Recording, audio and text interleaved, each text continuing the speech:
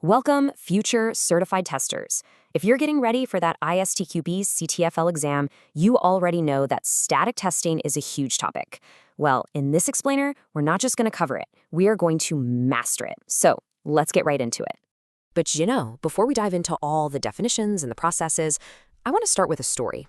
A very, very expensive story that really shows why this stuff we're about to talk about is so critical. Yeah, this was the tragic fate of the Ariane 5 rocket. Think about it. A decade of work, a satellite worth $500 million, all of it just gone in a fireball. And what was the cause? It wasn't a bad engine. It wasn't a weak piece of metal. It was a tiny, hidden software defect. So the big question is, how do we stop these kinds of preventable disasters from ever happening? Well, that's what static testing is all about. Here's how we're going to break it down. First, we'll look at the real cost of a defect. Then we'll define static testing, see why it matters so much. And then we'll get into the tools of the trade, static analysis, and the all-important review process. Okay, to really, really get the value of static testing, you first have to understand the insane cost of not doing it.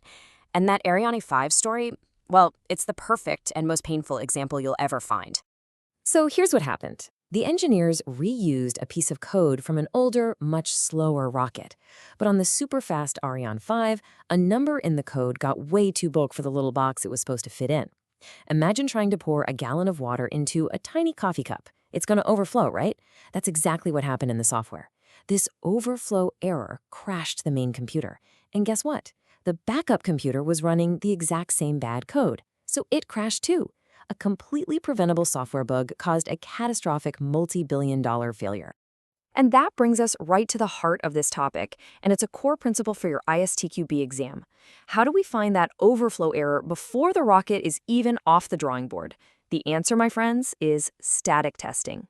Okay, here it is. This is the key definition you have got to know. Static testing means we are examining a work product, things like requirement documents, design specs, the code itself, but we do it without actually running the program. Think of it like this. We're proofreading the blueprints of a house, not waiting until it's built to see if the walls fall down. This car analogy on the screen, it's perfect for understanding the difference. Dynamic testing is like taking the car for a test drive. You're actually running the code to see if it fails. But static testing, that's like examining the car while it's still parked. You pop the hood, you check the engine, you look at the design documents. With static testing, we find the defects, the mistakes in the code or requirements. This prevents the failures, the crashes and explosions that dynamic testing finds much, much later. And trust me, that distinction is absolutely crucial for your exam. So why does the ISTQB syllabus spend so much time on this? Why is it such a big deal? Well, because the payoff, the return on investment is just enormous. Let's look at the specific benefits you're going to need to know. Look, if you remember one thing, remember this. Static testing finds defects early. A bug found in a requirements document might cost, a few dollars to fix in an afternoon. That same exact bug found after the software is released, well, as we saw with Ariane 5, it can cost billions. By reviewing documents from day one, we can prevent defects from ever being written into code in the first place.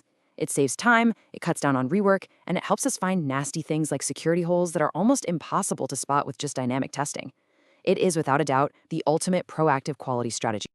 Okay, so how do we actually do this stuff? Well, the static testing toolkit really breaks down into two main approaches.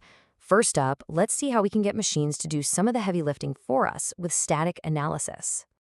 The easiest way to think about static analysis is like having a super-powered spell checker and grammar checker, but for your code. It's all done by these specialized software tools that scan right through the source code, and they check it against a whole set of predefined rules and standards, all without ever having to run the program. And these tools, they are brilliant at spotting very specific kinds of problems. Things like dead code that can never possibly run, violations of your team's coding standards, potential security flaws, or maybe just code that's so complicated it's going to be a total nightmare to maintain down the road. It's a really efficient way to enforce quality and consistency. But here's the thing, tools can't find everything. A tool can't tell you if a requirement is confusing or if the whole design completely misses what the customer actually wants. For that, you need the human brain. And that brings us to the review process, which is a massive, and I mean massive, part of the CTFL syllabus. All right, take a good look at this flow diagram.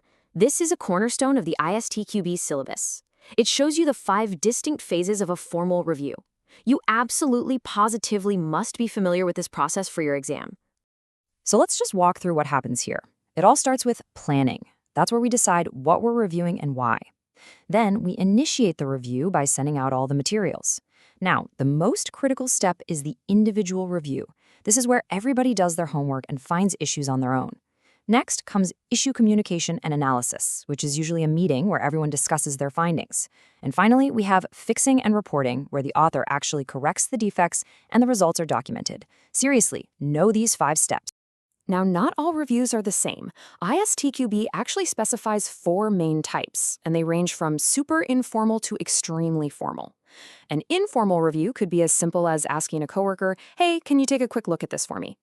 A walkthrough is a bit more structured, led by the author to explain their work and get feedback. A technical review is a formal peer review run by a moderator, really focused on finding defects. And then you have the big one, the inspection. This is the most formal, data-driven, rule-based process designed for one thing and one thing only: to find defects. And by the way, a rigorous inspection, that is exactly the kind of process that would have almost certainly caught that fatal overflow error in the Ariane 5 code. All right, we have covered a ton of ground here, everything from exploding rockets to the formal steps of a code inspection. Let's bring it all home and focus on the one single most important idea that you need to walk away with. Here's the bottom line. Static testing is not just another task on a project plan. It is a fundamental shift in your mindset. It's about moving quality from the end of the process to the very, very beginning. It is the single most effective thing we can do to build better software, faster and cheaper, because we are preventing defects before they even become defects. And to make this really hit home for you, I want to leave you with a question. Think about the project you're on right now, or the one you're about to start. What is the very first document? A user story, a requirement, a design sketch? What's the first thing you can get your hands on in review? Answering that question for yourself, well, that's the first step to putting the most powerful principle in software quality to work.